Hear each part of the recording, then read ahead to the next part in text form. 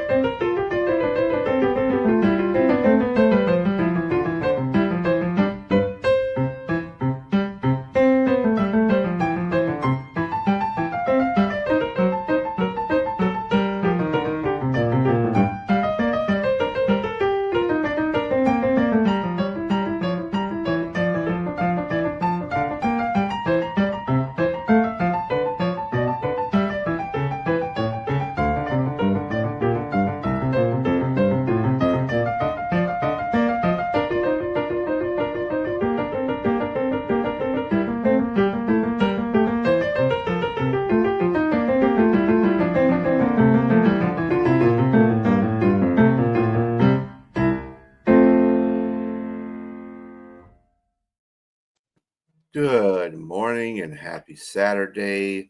Today is the 13th of September. We are on the debate show with my colleagues James Martin, Jack Hirsch. I hope you guys are doing wonderful this morning. And of course, we are getting right to the meat of everything here. So the first debate question is, who will win tonight's fight between Terence Crawford and Canelo Alvarez? Jack, go for it. I'm going to tell you, Max Kellerman, who I like, who's a friend of mine actually, made a remark at the press conference saying that the UFC is bigger than boxing. Canelo Alvarez objected, and they were kind of getting into a little bit of a debate.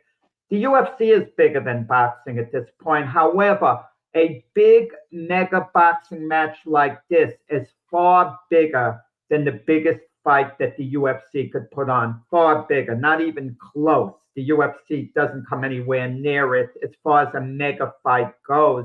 But on balance, yeah, the UFC is more popular, especially with young people. But there's nothing like a big fight. But let's dismiss this nonsense about, oh, this is this what the biggest fight of all time. I mean, it's ridiculous.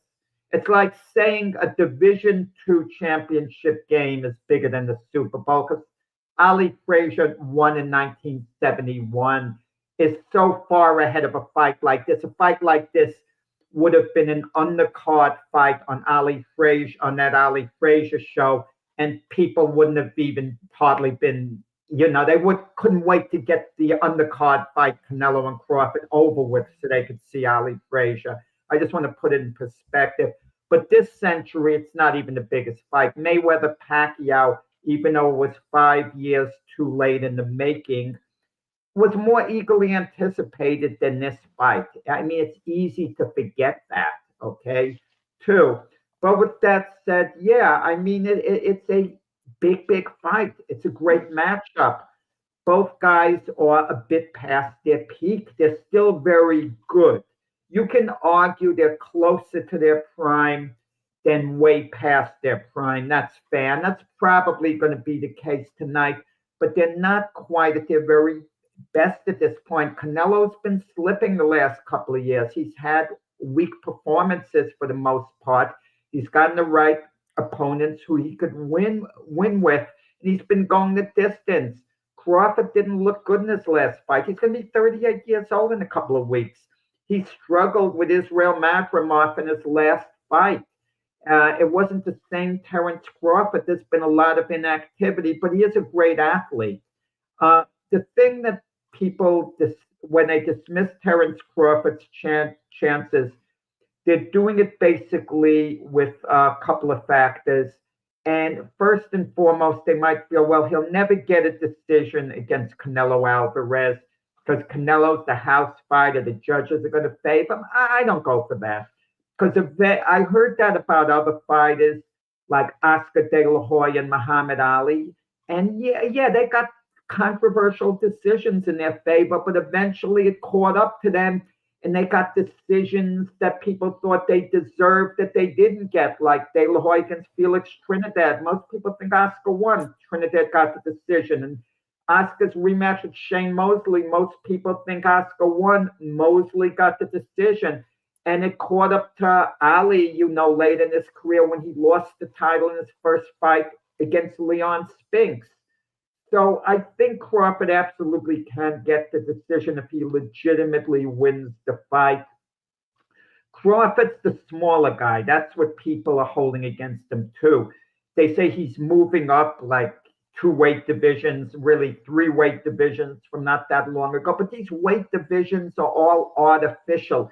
Years ago, fighters used to move up in weight, and it would only be considered one weight division, not two. Now, if we had the traditional eight weight divisions, the way we used to have it years ago, Canelo would be a middleweight.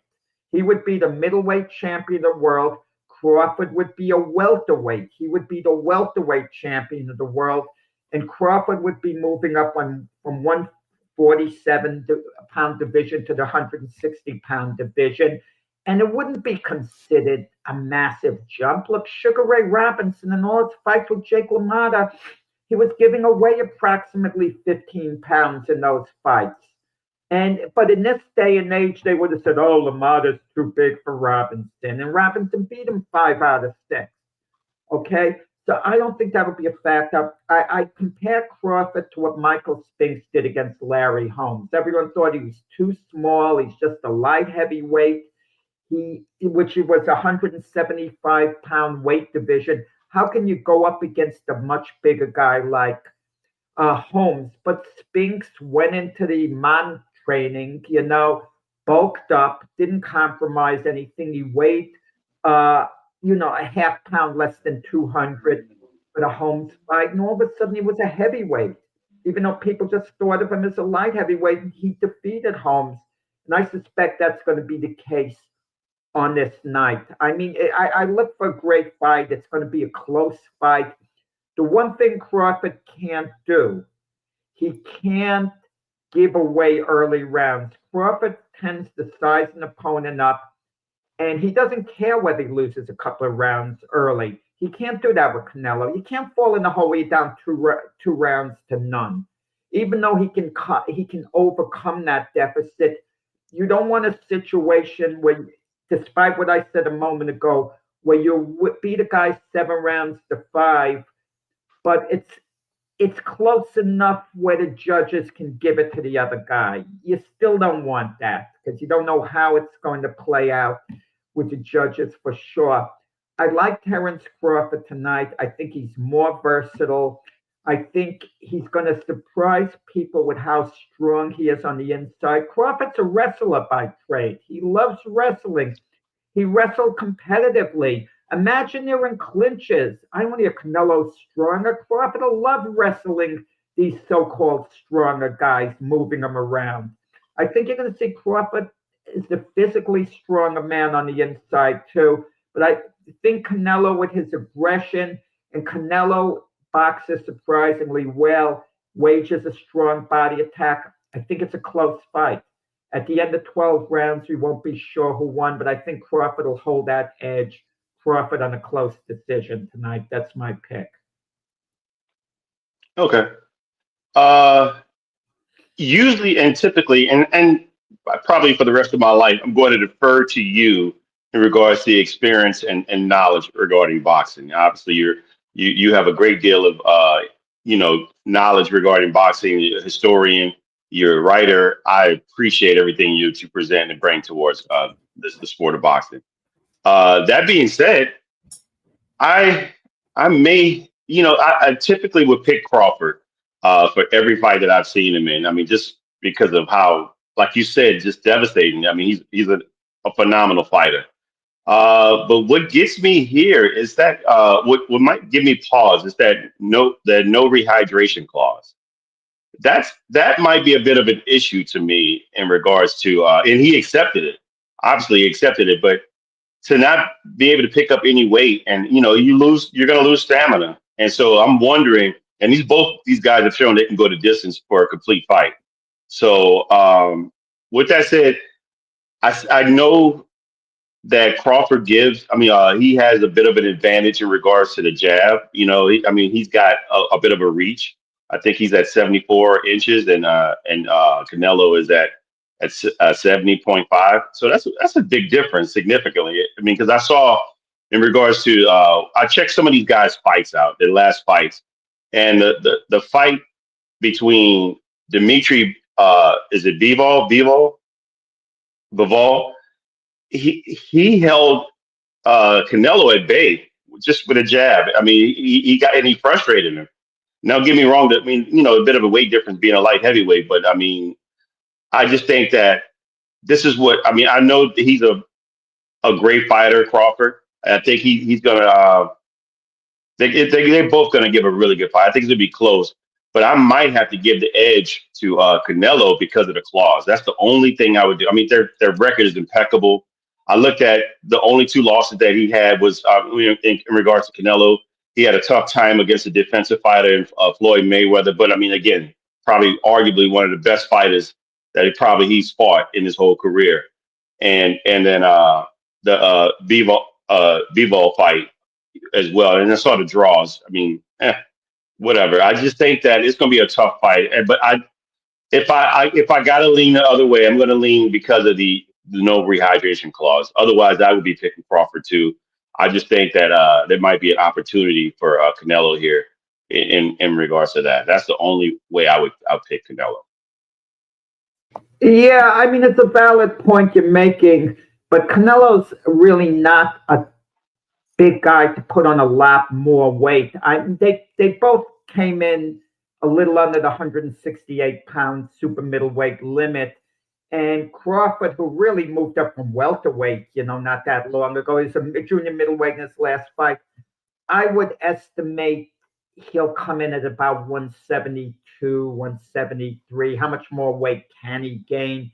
And what can Canelo afford to come in rehydration-wise? If he comes in at 190, he's a shorter guy. You kind of just wonder about that. But yeah, I get the rehydration clause. I witnessed it myself. I was in this fighter's dressing room, and I was pretty close with him, Joey Gamache, who fought Arturo Gatti. And they both weighed in, and there was talk about the weigh-in not being legitimate because Gatti jumped on and off the scale. And then Gatti gained like 19 pounds, between the weigh-in and then the next day, the fight itself. And Joey Gamache, the guy I was with, looked like a little guy, and he got swatted and got devastated in 2 rounds at Madison Square Garden. I can see that being a case, perhaps, if Canelo puts on enough weight. I don't think it's going to be a factor, even though you do make a valid point. How much weight can he afford to get? And also the reach factor. The reach factor is only important if the guy's timing is really good. Good timing, a guy with shorter reach could completely offset a guy with a longer reach if his timing is better. It's the principle of football. One guy has a much stronger arm, but the guy with the weaker arm could actually be a better passer if his timing, when you release the ball and all. For sure. Absolutely. So Alvarez is 63-2-2 with 39 KOs. Crawford is 41-0 with 31 KOs. I am going to side with the ever boxing legend here, Jack, because I do think that Terence Crawford, though smaller fighter, Canelo's the bigger fighter. He's the stronger fighter. He's a more tested fighter. But I think the thing that's going to change this boxing match is Crawford's boxing IQ, with his skills. And they're off the chart. So I think I'm going to have to side with Jack on this with Terence Crawford. I think it's going to be a decision fight. I don't think he's going to knock anybody out, obviously. But I think it'll be a decision fight. And it'll be a good fight. And I think he'll, win real close. It'll be a close fight. And I think we can all agree. We can all agree that the popularity probably goes to the side of USC. But with fights like this, everybody's going to be tuned in, and it just trumps everything. in regards to Guys, this. they had a 2-part series on Netflix, the lead up with the camps. And I'm going to tell you, what fascinated me the most and had me scratching my head? Canelo goes into a jewelry store. And I know he's made millions on top of millions in his career, and he's getting reportedly 150 million for this fight, reportedly. And I believe it because Canelo never would have fought Crawford unless he was getting insane money. But he goes into the jewelry store and he sees a watch he likes, $1.4 million. He watches it and he leaves the store with the watch on. 1.4 million. Imagine a nice house you could buy somewhere. He lives in Mexico. Buy a house in Los Angeles near Disneyland and let that be your location you visit or whatever. It has me scratching my head. What watch could be worth that money? I mean, that's the thing though with rich folks though. I mean, if you're making out that kind of money, that's just a trinket that you could say I got this for $1.4 million because they got all the houses and cars that they need. I mean, they're set for life, so everything else is relevant to them. This dumping stuff and all. I mean, you got your 2 different types of rich people too. You got your ones that'll be frugalist with their money because that's how you stay rich. And then you got mostly it's usually athletes that do that. They're the bling bling type of people. They like to come out there with the hottest cars and the hottest houses and the hottest bling, So it's all dependent on. I've experienced it. Bothers me personally in a certain sense because we put on, I've been involved putting on boxing banquets with the Boxing Writers Association of America. And you try to get sponsorship, and we're all volunteers. We don't get paid. And we're putting on the Academy Awards of Boxing and putting in all this volunteer time. And then you get a rich fighter. And it's like, it would be like pennies to him to help sponsor it. Yet they don't do it. All of a sudden they become businessmen. They're so tight. And to get them to take a simple thing like an ad in a journal seems to be like pulling teeth. And then you see them go out and spend an insane amount of money on something, they really don't need a ridiculous amount, but to help the sport that we're, trying to maintain for them in large part so they could get honored, at these banquets. It's head scratching. It's depressing. I mean, it's all about what people want to do with their money. Personally, if I was making that much money, I would be trying to help folks out, They're people entitled to spend their money as they see fit. Don't get me wrong, but and I'm not pointing to any one fight in particular, even though I'm thinking of one in particular, and it's not Canelo. Okay, it's just mind-boggling in a way because you're asking for such a little amount in return, and you're not asking for them to give any money to an individual. It's to kind of help the sport, to help some fighters in need who are down and out. And you're just asking for a very small amount from them, to help, let's say, a fighter who would, a few fighters who would be in need or whatever, who had their utilities shut off for this or that. But, it's what it is. Like you said, people entitled to spend their money as they want. Okay. It's just what is. I think I saw once Jim Brown was complaining, and I think it was Jackie Joyner Kersey who basically told him, I could spend my money how I want. I shouldn't be told, and actually that's correct. People are at the end of the day entitled to spend their money how they want. Well, Damian mentions Mayweather and Tyson, guys. When all is said and done, Mayweather and Tyson might actually, as sick as it is, create more interest than this mega fight. And comparing it, Paul and Tyson, you tell me, guys, what has created more attention? I want to know your opinion. Tonight's fight, Tyson against Jake Paul. Tonight's fight. I'm going to say tonight's fight. I mean, quality. What people are more into. No. I think I agree. I agree that the circus aspect of boxing has generated a lot more viewership just because I think social media is a lot different, and the way younger people move is a lot different from what we expected. It that we didn't have this that sort of thing because we actually had quality. But I think I alluded to this last time we were talking, is that boxing has become a joke.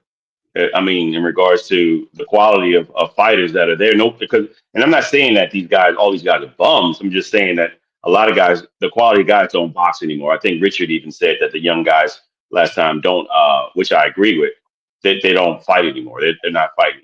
And they don't want to fight anymore, which I don't blame them. I think there's only a guy like Canelo, or there's only a few spaces up top to make that money like you're talking about, and the rest of the guys are getting pennies. As far more guys getting pennies than there are guys getting a purse that big.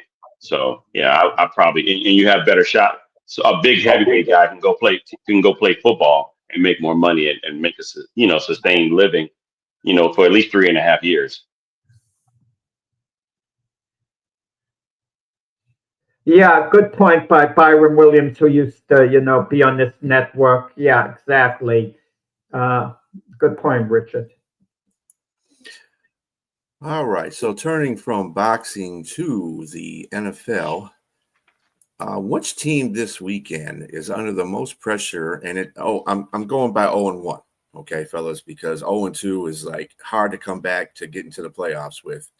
Only a few amount of teams have done that over the course of the history. Which NFL team that is 0-1 is under the most pressure to win the game this weekend? Yeah, first off, you didn't have to change the question only because we realized the 0-1 teams under more pressure than the 1-0 teams. You just look at that. It would have to be a unique situation for a team that's 1-0 to be under more pressure than the 0-1 teams. With that said, Brian, I hate to be the one to break the news to you, but it's absolutely the Detroit Lions. They are under the most pressure, not only record-wise, but because of all the intangibles involved, because of the elephant in the room named Ben Johnson. And people are already questioning the Lion offense. People are already saying they're not the same because Ben Johnson left. They were inept against the Green Bay Packers last week. They have to show something. They have to show something big time. And if Ben Johnson should, go in there, play the Lions tomorrow and beat them, okay? And the game's in Detroit, right? Yeah. The game's in Detroit, and he goes back to Detroit, and he beats them there. Ben Johnson, their longtime offensive coordinator, and the Lion offense struggles. And Caleb Williams, who, by the way, who I think is going to be a good quarterback in time, he shines against the Lions. What are people? There's going to be panic in Detroit. People are going to not say the window is closing. They're going to say they think the window has closed. Detroit desperately needs to eke out a win any way they can. I don't care what the score is. They could win 2-0, and the offense could be pathetic. But at the very least, they got to get out of Detroit with a W tomorrow. But it's going to be very ugly if the Lions lose and they start 0-2, and especially with Ben Johnson coming back. And Brian, you're going to let us know the reaction to Ben Johnson. Is he considered like an enemy now, or what?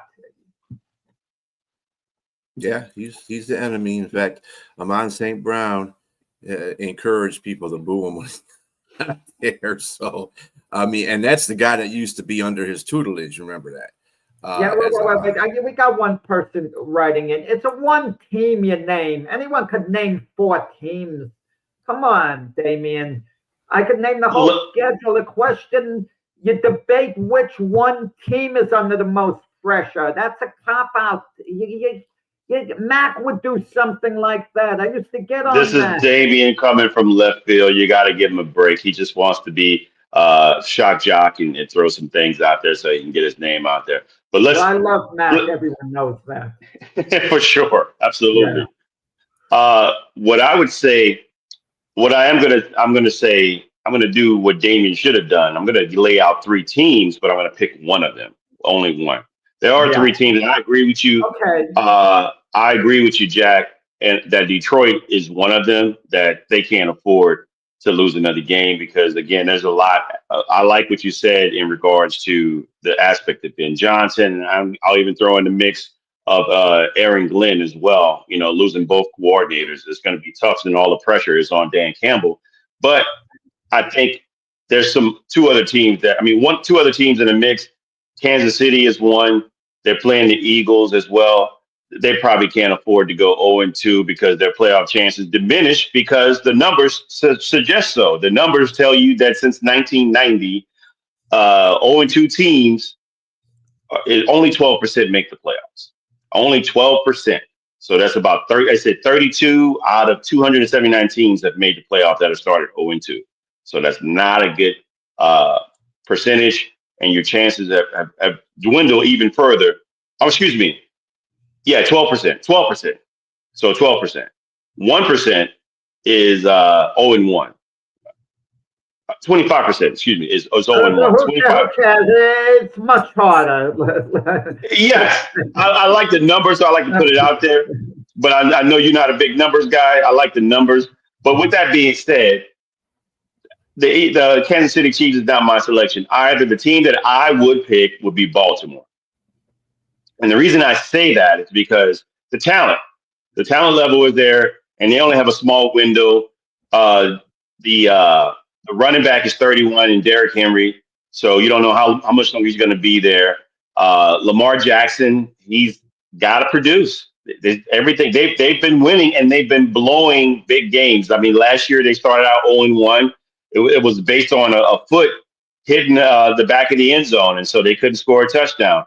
The playoffs, the drop pass, it's always something. And here's a fumble, and these guys are usually in control of the game. How much longer can you be in control of a game and lose by something that is a blunder? And part of it, to me, I think is the coaching. I think like that last game against the Bills, they were in control 40-25.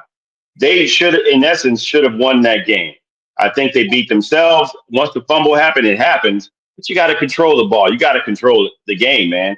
And even they had opportunity to run the game out, and they looked pedestrian on the last drive. And so my point is, I just think that the Baltimore Ravens really have a small window now. So they really got to win tonight, Sunday, and they're going to play the Browns, and that's not going to be no give me.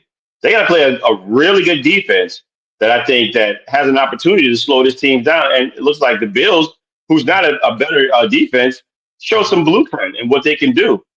I just think that they might not have an offense in Cleveland, but they may have enough to slow down that vaunted offense. And if you start out 0-2, it can be difficult for a team to, especially with morale. Let me just say something quickly on that. When I say under the most pressure, if a team is an overwhelming favorite, they're not under the same pressure as they would be if a team is going against another team who's a serious threat to beat them. The Bears are a serious threat to beat the Lions. At least I think so. Serious. But I mean, in my honest opinion, not a serious threat to beat the Ravens.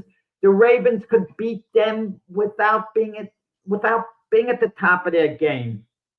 Yeah, but the Ravens lost last year to the Raiders. Didn't they go 0-2? They made the playoffs. It doesn't, but they still lost in the playoffs. I'm not saying you just said forget the playoffs. You're saying which team is under more pressure to win game 2 for this weekend. And I think because of their history of not getting to the Super Bowl with great teams, they're under pressure to win. I think they can't keep doing the same thing that they're doing. The Lions, I wouldn't say are under more pressure, because I would say by the losing the two coaches that they have, I would say that they're under less pressure now, because we kind of have an idea of that. Okay, they might regress a little. That they're coming into the season. That means the window. That's called window closing, and they're not going to be a Super Bowl contender next year. The Lions, if they're not won this year, they may not be this year. They may not be this year because I think they're regressing. Well, we'll know tomorrow. We'll have more of an answer, put it that way. If the Lions should come out and look impressive, let's say they beat the Bears 27-13, we could think, okay, they steadied the ship. We can go to the Super Bowl. It's a whole mindset. But if they lose 27-13, the thought is, this just isn't our year. They'll think the way you did, do a lot of people, a lot of Lion fans. We really regressed. We're not that good anymore, blah, blah, blah. We missed out on our opportunity. And I think there's so much there. The Ravens are such an overwhelming favorite. This game with the Browns isn't a big game per se. It's just a week 2 game that they got, they want to win like any week 2 game. But the Lion-Bear game is an extra big game for the Lions. Now, had the Lions beaten the Packers, it wouldn't have been nearly as big a game. I know the Ben Johnson factor, but it wouldn't have been as big a game if the Lions were 1-0. But 0-1 now, and this is a team that the Lions should beat if they have Super Bowl aspirations. But the way the Packers look at 2 games out now, they look like they're actually a really definitive Super Bowl contender, because those 2 teams that they beat were playoff teams, and they beat them with conviction. I mean, they beat them like it wasn't like a facade. It looked like they just really laid it to both teams. So with that said, I would say that the Ravens can't afford to lose, because you're the most talented team and you're letting things go. So I think the pressure becomes a little bit more on the guy that has a better team, and has more. You become more pressure if you're not winning. And I'm saying Jim Harbaugh, and I'm putting the pressure on Lamar Jackson, because you have a better team and you're finding ways to lose. So I think there's more pressure on you to win, because what are you doing is my question. What's going on? You're overwhelming, like you said, favorites to go in and win, and yet you're losing. So if you lose this game, and again, the odds of get to the playoffs or become slimmer, it makes it more scary, is what I'm saying. So that adds more pressure to these guys to go in and win this game. So you won't have that element of saying you have a much better team, but you're finding ways to lose. What's going on? What's the deal? And I'm confident if the Ravens get upset in this game, and anything's possible in the NFL, I'll give you that.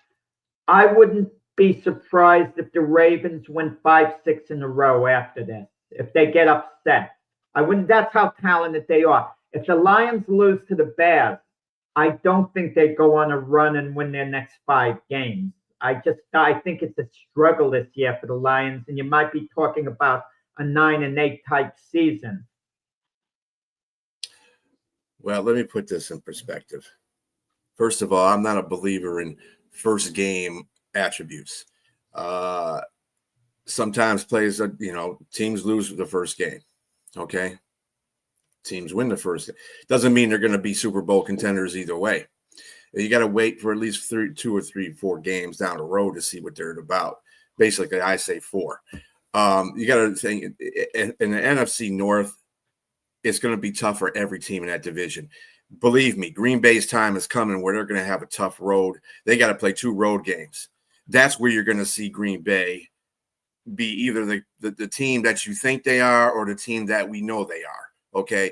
Green Bay has got to go, and they play great at home. That's awesome. When you have 2 games at home and you come out on fire, you should win both of your games. But going on a road is a whole different situation. You're going in hostile territory.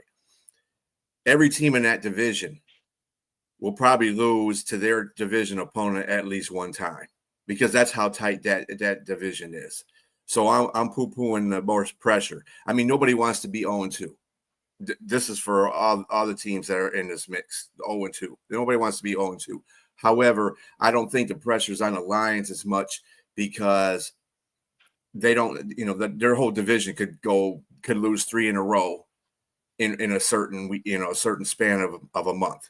So it just whatever. Baltimore's division, I don't think it's really detrimental to Baltimore's division either, because their division is kind of a weaker division. I mean, Cincinnati's already 1-0, Pittsburgh's 1-0. The only team that they're going to have to compete against, to me, in that division is Pittsburgh, and they've beaten Pittsburgh, as of the last game. Those games have been pretty tight, though. I think Baltimore will find a way to win. They usually do. After their first couple of games, they start winning, just like the Cincinnati Bengals, who can't get off the ground half the time. So I think Baltimore is in pretty good shape. To lose 2 games, I still think they're in pretty good shape. I think they can, like you said, Jack, I think they can rattle off 5 more wins. They can the next 5 wins and get a lead in their division. The team that I have a problem with is the Kansas City Chiefs. If they go down 0-2, everybody in that division has 1 win already. If they go down 0-2, they're screwed because that division is way better than it was last year. And according to what I'm seeing here, let's see, as far as you got Denver playing Indianapolis. Could be a losable game. But I kind of got Denver winning that one. And Kansas City's playing Philadelphia.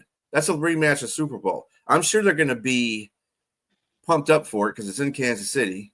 And they did get their butt kicked in the Super Bowl. So it might be a revenge game for them. I just don't see Kansas City, to me, is not as good as Philadelphia still. I think it's going to be a close game. I don't think they're going to win that game. The other two, the Chargers and the Raiders are battling each other. So whoever wins that's going to be a 2-0 right there. They're already going to be down. And this is a Super Bowl. This is a team that's always in the Super Bowl chats. So, I mean, I think it's worse for Kansas City to go 0-2 than the other 2 teams that we mentioned. Yeah, you make a good point, but Kansas City is good enough to rebound, and this is the type of game we know there's a good chance Kansas City's going to lose because they're playing the Eagles. We know there's a good chance. The Lions are playing the Bears. The Bears are potentially good, but they haven't really proven it, okay? But we know what the Eagles are about. So if the Chiefs should lose 31-28 to Philadelphia, they're 0-2. It's disappointing. They're in a hole, but all they have to do is play well the rest of the year. I mean, the season's far from over for them.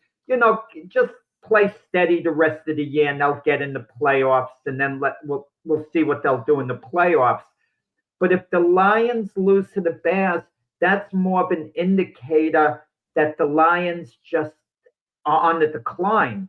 A Chief loss doesn't mean the Chiefs are on the decline if they lose a tight game to an awesome team like the Eagles. I don't know. I got to pair with lean with Beastrill on the Kansas City one because they still got, mind you, they still got to the Super Bowl last year, but it was by the skin of their teeth. They played some close games, some games they should have lost. Luck comes into play with every team at some point, but they played a lot of close games, and some of them, like I said, they should have lost. And Lady Luck only, shines on you once in a while. I'm not saying that they have regressed, but considering the injuries that they have at wide receiver, they don't have a lot of great talent there. I think that they're going to have a hard time because that division just got a lot better. The AFC West is just a lot better than what it was. I think all the coaches are better. I think their quarterback play is better for all 4 teams. It's just going to be different. It's going to be more difficult for them. The road has just gotten harder. Let's put it that way. And there's no room for the issues that they have, again, like at wide receiver and maybe at running back and potentially offensive line. But that being said, I still think it's the pressure's on the Ravens. But we can agree to disagree on this. That's what this show is about. I think we can move on from here. Yeah, Damien, 3 quarters don't make a game, though. If you lose the game after 3 quarters, it don't make a difference. You still got the L. An honorable mention might go to the Miami Dolphins with their players only. Nobody cares about them. There you go. Except Miami fans. Sorry, Miami fans. Yeah, okay, there you go. But not just a great sports writer, a boxing writer, but he's also a comedian too, ladies and gentlemen. Jack Hirsch. Not a good show. I just want to put one thing out there because I'm a Lions fan, obviously. People make too much of this. It's like people are hoping for Armageddon for Detroit all of a sudden. Like, oh, their Super Bowl window is closing. They still got players that are under 25 the next year they're going to have again. It's their Super Bowl window isn't closing. They might not get to the Super Bowl this year, but going 0-2 to me is they're making a mountain out of a molehill. Okay? I think the issue with your team that I think some people are looking at is that you had Mario Andretti driving your Formula One car. Now, who's behind the wheel now? That's the question. You still have a Formula One vehicle, but who's behind the wheel, and are they competitive enough to go out and try to win? I think that's kind of the biggest, because you have a great team. That's not even denying that. The talent is there. But can you have somebody get behind the wheel and steer it in the right direction and have the same hand-eye coordination, same grit and smart intelligence to go out and perform as good as someone like Did Johnson offensively? That's the biggest question. Another thing is they think that the coordinators that we have are high school coaches. No, Morton is the one that created the offense in the beginning for this team. He's the one that helped Ben Johnson with creating this team. Ben Johnson. I would agree with you that it's early. It's too early to really predict anything. That wasn't the issue in the last game. If Ben Johnson was still the coach and he still had that offensive line, he wouldn't be able to do all those little fancy gadget plays that you all look at or any of that, because the offensive line was not playing well at all. And you got somebody in Goff's face 50% of the damn time. It's not good. Or if the running game is not good, that's what the Lions precipate their offense on. They have to run the ball to set up the play action pass. And once they do that, and because of the great offensive line they've had over the last couple of years, they can do that with ease. But now they have an interior line that's not played together. They got one that's a rookie, one's a half rookie. The other one's starting in a position that the person that he took over from was excelled at. So, I mean, those things are going to happen. And like Dan Campbell said in one of his press conferences, when Ben Johnson took over this team offensively, he didn't win. He lost his first 6 games. So, I mean, things are going to happen. I'm not saying the Lions are going to lose the 6 games. They haven't lost 2 in a row in 2.5 years. So we'll see what happens. But anyway, on to the next one. Should the NFL have imposed a more severe disciplinary penalty against Jalen Carter? Go ahead, James. I'm going to say no. I think with the idea of being kicked out of the game, that before it even started, he was already given a game off. They took it away from him initially. And this is probably the most expensive loogie in the history of the NFL. And it really is. I did the numbers. He got fined $57,000. There's other people that have spit in the face of other players and gotten fined and not be suspended. And look, we got Marcus Peters spitting on Jarvis Landry. It got fined $12,500. Redskins safety, the late Sean Taylor, $17,000 for spitting in the running back space of Michael Pittman of Tampa Bay. $35,000 for Terrell Owens spitting on the face of D'Angelo Hall. That's over 30 years ago almost. And the most egregious one that I ever saw was Bill Romanowski when he spit in J.J. Stokes' face. And it was just right there. And it caused a lot of problems in their locker room and everything else, but they still went on to win the Super Bowl. He didn't get suspended. So my thing is, he got antagonized by it. He was stupid. He allowed himself to spit in somebody's face. It's the most disgusting thing I've ever seen by any player that does it. I don't understand that. I would never get in the guy's face and spit in his face, because you must think him to be lowered in dirt, lowered in the ground, to be able to just look at somebody and have the gumption to just chuck something out of your mouth onto somebody else. It's very disgusting. It's disrespectful. And I mean, I get it. You play football. You say a lot of things that I've heard on the football field to each other. I've said some crazy things to people. I've had things said to me. And, it's out there. It's fair game, but the spitting should draw the line. You shouldn't spit in nobody's face. But with that being said, again, I've never seen anybody get suspended. And again, it was at the beat before the game even started. They ejected him. So pretty much, I think the one game that he got and the $57,000 fine was enough. What are we doing? Are we curving suspensions now? At what point in the game should we suspend him the following game? Do we wait if he spit on him in the second half? Do we eject him from that game and the following game? I mean, come on, the game started. He got kicked out of this game. It doesn't matter what point in the game that he spit on, another player. He spit on Jack, him. he didn't play a down. He didn't play a down. It doesn't matter. The game started. The game started and he got ejected from the game. It's that simple.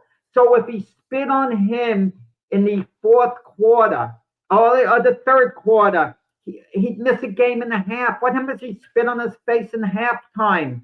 What were we then going to do? Suspend him the following week and it's going to be a game and a half? Are we prorating this stuff? It doesn't matter what point in the game it happens. Listen, I don't understand the NFL with some of the disciplinary action. I could never understand the Mason Rudolph, Myles Garrett situation, for example. Mason Rudolph is going after Myles Garrett and attacking him, and Myles Garrett is swinging his helmet. That's out of line. You could hurt someone swinging your helmet. You don't do that. But to get suspended 4 games, Myles Garrett, Mason Rudolph, no disciplinary action against him. I mean, that was flat out wrong. I mean, I didn't like that at all. But in this case, yeah, they were a little too soft with Jalen Carter. He should have been suspended the following week. This was irrelevant, what happened. Or add on an extra fine or something. I just think it was a little too soft in this case. What do you mean? I just gave you the evidence of what they've done throughout the history of the NFL. They never suspended anybody for. We shouldn't have a spitting precedent. Come on. They gave him the big. There's inflation. Here's the evidence. There's precedent on spitting. Come on. There's inflation involved here. He's got the most expensive one, and it wasn't even the most egregious. I've seen, like I said, the Bill Romanowski one was probably the most disgusting. He didn't even spit in his face. He spit on his shirt, on his jersey. Bill Romanowski spit in the face. He spit in the face of J.J. Stokes. It literally is disgusting. One of those things, and he didn't get suspended. None of these guys got suspended. None of them. They got fined. You can take cheap shots at guys left and right like Bill Romanowski did. The game is different now. They have a stricter code of conduct. Don't bring up the old-time code of conduct. I'm saying throughout history, all these guys have been fined. That's the way you hit a guy with his pockets. You hit him. They gave. 50. I guarantee you, he's not going to spit on anybody ever again. Getting fined $57,000. You know what you can do with $57,000? A lot. You can do a lot with that amount of money, and that's going to make him feel even more stupid. Do you think for one moment any player feels I can just spit right in the opposing quarterback's face and get away with it? They're not going to do that. They don't think about that. Yeah, well, what we want the NFL doing, what the NFL does is 2 different things. I thought when the situation happened and they took him out the game, they ejected him from that game at the beginning, so he didn't really play it down. He didn't contribute to anything that was going on into the football game as on the field. It obviously hurt Philadelphia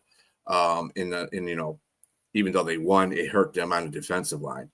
But I figured that was what was going to happen. Since he got suspended for the whole game, they were just going to give him a fine. Now, if that's right or wrong, it's a debatable question for everybody. I mean, I think what the NFL did set precedence with is that they put their foot down in the sense that if you do something like that again, and to Jack's point, even if you get ejected out the second half of the game, like if it's half of the game, you're going to get suspended for the next game. This was just because he had been, he didn't play the whole game at all. So I can see where their thinking was in that whole suspension thing. But if they do like Jack says, like say it's in the third quarter and the guy does the same thing, spits on somebody, they kick him out, they're going to give him a fine. They're probably going to suspend him the next game because he didn't. That's different. But again, it was a whole game. Like we said, he didn't play one down. So that's in essence a full game that he got suspended. He should get suspended too. And that was in the face. That one was actually in the face. I don't know how they held that guy back. I don't know what that guy was thinking about, because I would have beat the heck out of that dude. There's no way you're going to spit in my face like that. Mm-mm. Well, I mean,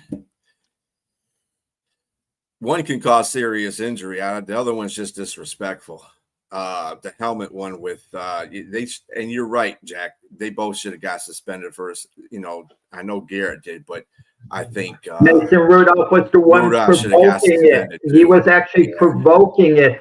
I had some sympathy for Myles Garrett getting 4 games. There was no evidence that he said it besides him versus the other.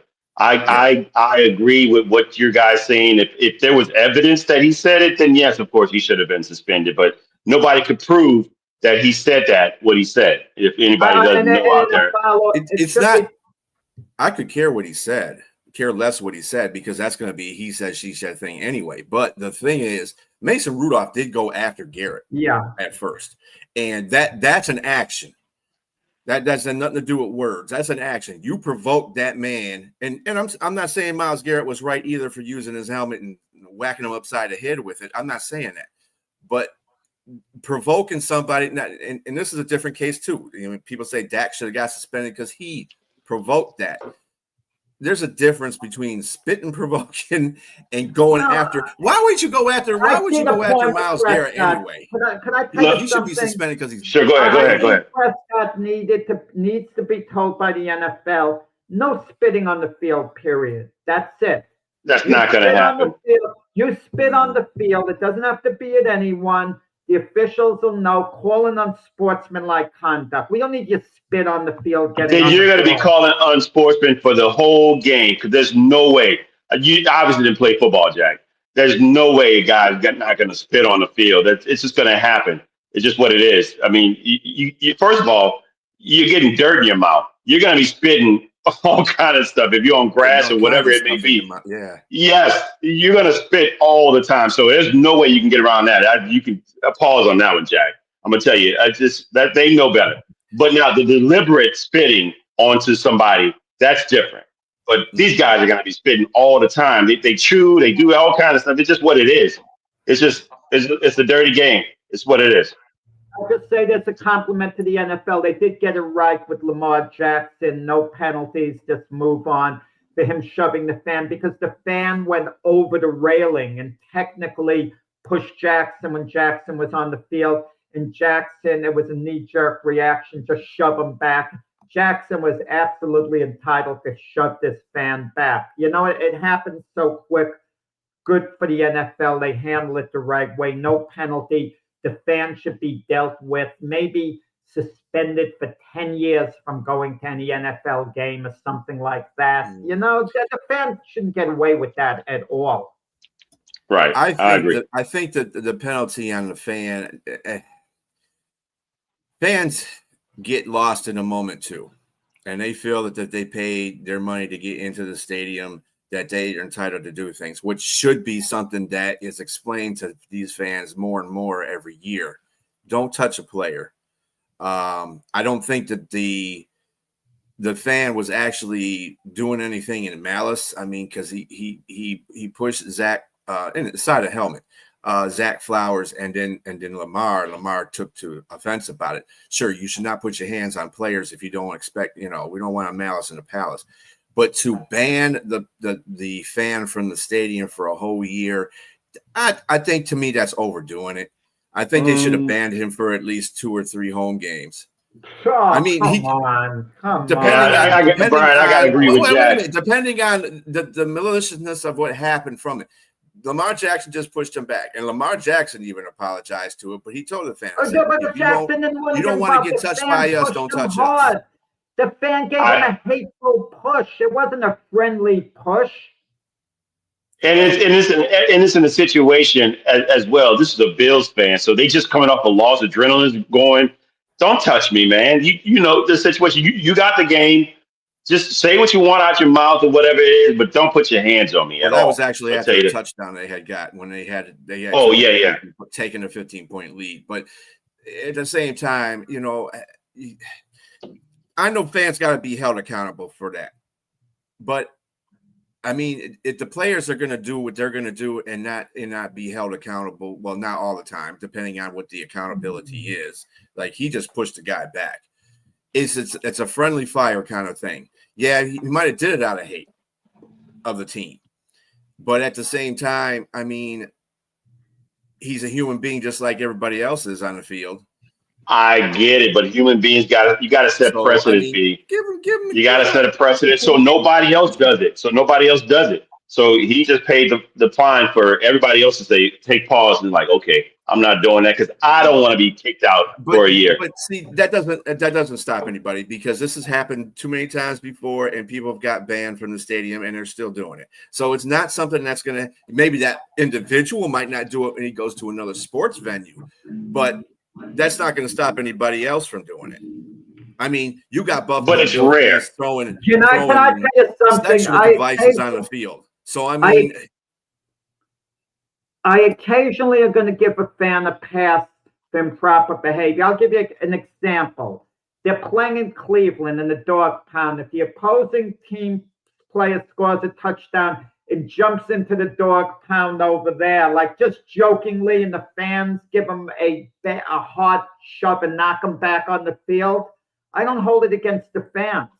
They were completely provoked in that situation. So there are certain. I mean, yeah, I got you. Yeah, there are certain situations. An opposing player better not do the Lambeau leap. That's complete disrespect. Ahmad St. Brown, speaking of that, did the Lambeau leap, and he got beard poured on him by a Green Bay fan. But I'm sure they're not going to kick the Green Bay fan out. He's in their territory. He asked for it, right? He asked for the beard. He asked for that abuse. He had to know he was going to get it, and you were harassing the Packer fans. You were starting with them when you do something like that. So I understand that. I mean, I don't condone spilling beer on the guy no matter what. But the fans could just stay there quietly and put up with that. No, that was their way of, he was he antagonized them doing that. Yeah, I mean, I guess I could see from that point. I just feel that people are going to continue to do that. They're going to keep testing the boundaries of professional athletes. I mean, it's just like wide receivers driving fast in these cars after somebody done killed somebody and went to jail for it, but they're still doing it. Yes, but you still have to have discipline. And that's the thing. That's why I have to disagree with your point because we stop laying rules down for people. They're gonna do worse. They're gonna do worse. And like you said, so you got to have something in place. You got to have something. Somebody's got to pay the piper. So you can't just do what you want to do. Like you said, people are going to push the boundaries and do it, but doesn't mean that the rules shouldn't be in place to ward off people from doing things. See, I didn't say he shouldn't have been suspended. I just don't think he should have been suspended. The fan should not have been banned. Let me say banned from the stadium for the whole rest of the year. I just think that that's weak. If that's all it is, I would sign up for that if I were a fan. Wow, I'm in trouble. It's only the rest of the year. Exactly. I would have been thrilled if I was a fan, if that's all they're doing to me. Well, we do have to understand people as human beings too. I mean, maybe that's something that told him, I messed up. I can't watch Buffalo. I can't go to Buffalo, Buffalo games for 4 or 5 games. I understand that Lamar Jackson reached out and said, "Hey, I apologize for pushing you, but you should not put your hands on a player. Just remember that next time you go to a sporting event, don't do that." And then this wouldn't be a situation. So with that being said, and I'm sure it was a heat of the moment, could have had alcohol in his blood, you know what I'm saying? That kind of stuff goes on. Onto the field. If Jackson was walking right by him at that moment in the stands, I don't condone it at all, but I could understand it. He reached over. He went after Jackson.